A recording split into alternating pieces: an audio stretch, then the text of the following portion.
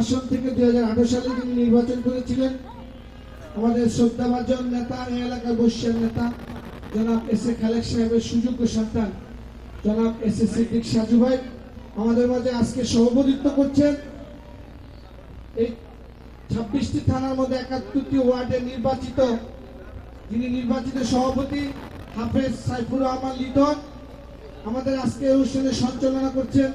এই ওয়ার্ডের সিনিয়র সভাপতি এবং এই প্রোগ্রামটি যিনি আয়োজন করেছেন আবু রাহিদ রাহাত, আরো সঞ্চালনা করছেন আলহাজ কাউসার মোল্লা।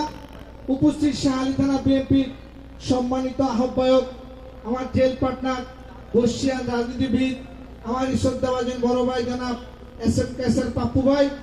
উপস্থিত আমার আরেক শ্রদ্ধাভাজন বড় ভাই, যাদের রাজনীতি দেখি আমরা অনুপ্রাণিত হয়েছি, শামসুল কবির ভাই।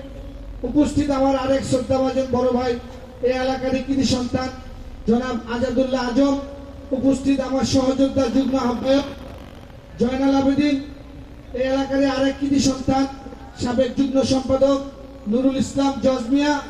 উপস্থিত শাহালি থানা বিএনপির অন্যতম সদস্য মাসুম বিল্লাহ সবুজ, শওকত আলী নাইম, সাইফুল ইসলাম খোকন। উপস্থিত শাহ কামাল জমাদ্দার।